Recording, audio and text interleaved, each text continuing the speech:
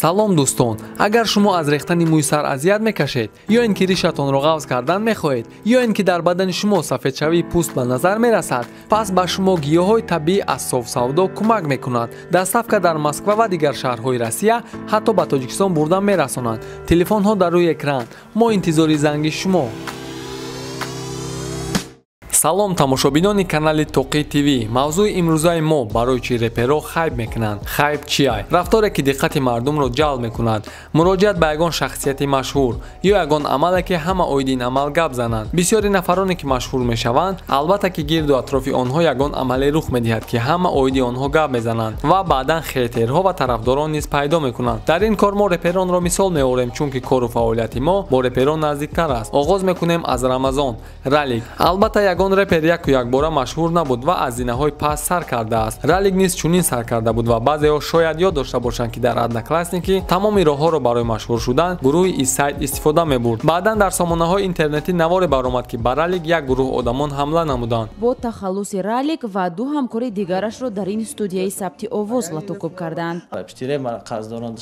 албатта ин амали хуб набуд, лек ҳар як кор тарафи хубию бадӣ дорад ва ин амал бошад барои Ралик як хайп шуд. дар тамоми ҷо оидин кор гап заданд. боз ҳазорон нафароне пайдо шуданд ки Раликро шинохтанд. ҳамин хел вақт гузаштан гирифт ва кӯтоҳ карда баъзе корҳоро ба ёд меорем. Ралик ба нафароне ки ба Шон МС диз зада буданд ответ дод. Навик МС ва Ралик аз айтим рафтанд. пеш аз батл бо Карлеон видео ответ карданд. ответ дар Таҷикистан Ньюс оиди фристайлҳои карда, баҳси Навику Ралик бо Мастер Азия, баҳс бо Доди Худо, батл ва баъдан фит кардан бо Карлеон. одамо бе ҳичи мондан намондам беумед. зеби гапу чап мекагиш маҳсулота гӯшкана андераяна ишқ ва ғайраҳо. фикр мекунем ин корҳо ба ёди шумо омад ва фаҳмидед ки айнан худи ҳамон вақтҳо боз ва боз Ралик машҳуртар шудан мегирифту дар бораш зиёд гап мезаданд ва ҳамин тавр то имрӯз дар YouTube ва дар топи репи тоҷикӣ баромад ки миллионҳо просмотр мегирад. мехонем дигаша.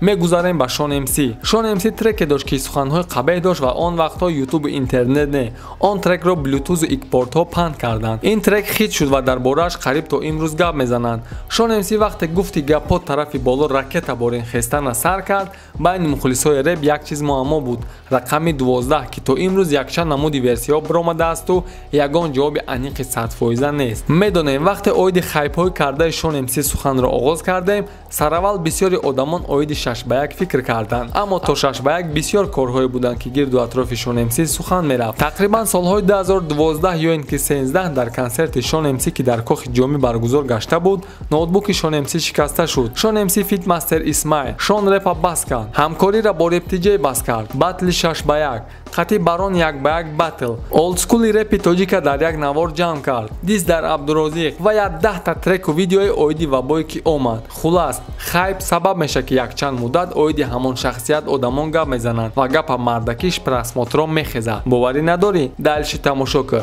мехонем дигаша. мегзарем ба Навик МС.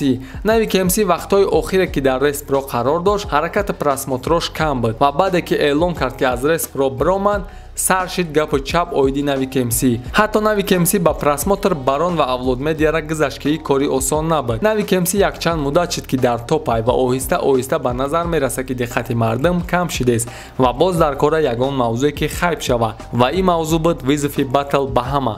ва ҳам хел хулоса давом адаму мехоҳам ба ҳама як визиф битам ва бинам айбайни нафаре ки вирус забони ҳама далакай штаги ҳамин калима айбайни нафаре ки визифа қабул мекунанд як нафари дастои ниша интихоб кунем, як батлереро ки воқеан қатиш батл ҷолиб мегзара интихоб кунем ва маслиҳатҳоро хушрӯ кунем, ҳамин батлака бигзаронем.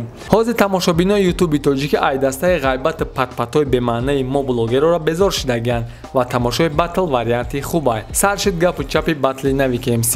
хотиррасон мекунем ки батли Навик МС ва Landmaster якчанд моҳ кашида буд ва ин батл чунин нахоҳад шуд, чӣ хеле ки Навик МС ваъда медиҳад. визифи Навик МС-ро Омонҷонс ва Лерик қабул карданд ва ин ҷо албатта розигии Навик дар кор аст барои баргузор гаштани батл. ба фикри шумо онҳоро қабул мекунад ё ин ки не? Чунки вақте ба нави KMC оиди батл бо Карлеон савол додем, аз рӯи суханҳояш маълум буд ки розӣ аст ки бо Карлеон батл кунад. Чӣ фикр доред? Саперники нави KMC кист ва бо кӣ бояд батл кунад? Дар комментария фикромона менависем. Фикр мекунем каме ҳам бошад ба шумо маълумот дода тавонистем оиди хайп кардан. ин ҷои пинҳонӣ нест ки 90% блогерону реперон аз паси просмотр медаванд. чӣ тавре ки мо медавем?